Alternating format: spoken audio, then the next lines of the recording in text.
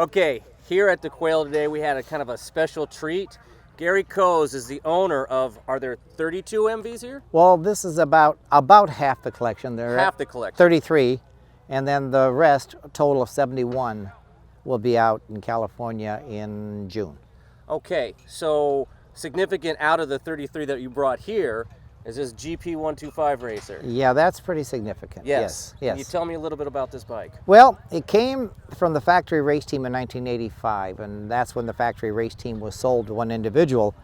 And there are only about really 8 documented works bikes from MV because, as we all know, Count Agusta would always destroy them. So no, they wouldn't fall into hands of someone who might want to compete with him or steal his technology. However, this bike was pretty special because Leslie Graham won the Isle of Man TT in 1953 in the 125 class. Of course, the next day was killed in a 500cc bike.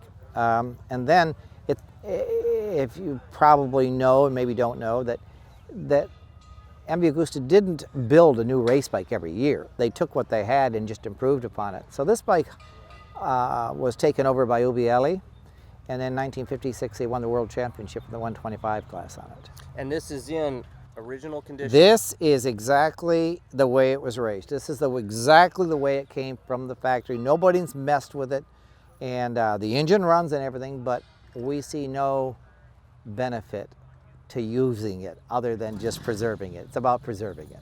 Now, did you take the fairing off? It's got some fairing stays It here. did not come with the fairing, but it used 2 different fairings in its lifetime. Of course, it used the dustbin fairing, and I think in the Isle of Man race. And then of course, when that was outlawed, they went to the 2-piece fairing. And we do have a dustbin fairing, and we do have a 2-piece fairing for it. But it'd be sacrilegious to cover it up, I think. So we don't display it with the fairing on. People want to see it. See the mechanics, like the valve caps and everything down here, which is gorgeous. Exactly. You want to see the art. Mm-hmm. So we don't display it with the fairings on. And this has been a 17-year obsession to put together a model of every MV ever produced, and we've done it. The collection contains every model MV Agustas ever produced, which I think makes it the only complete collection of a manufacturer's bikes in the world. That's incredible. So what are you going to do with this collection? Well, I've done it, and in all honesty, it's going to be sold at Pebble Beach as a collection.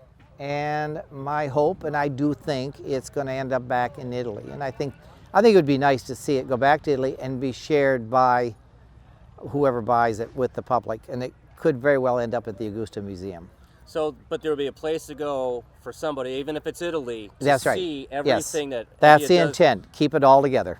Yep. That's awesome. Because if I gave you unlimited amount of money today, you couldn't duplicate it. Some of these bikes are literally one-offs. That's the only one known to exist, and there are about 5 of those in the collection. So it is what it is. It's all about timing, and there aren't any more. That's it. And you say it's been going on for 17 years. That's correct.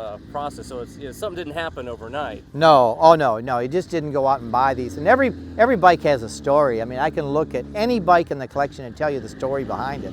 That's the great part about it. It's about people. Every bike here is about people. And we're not taking anything with us except our experiences.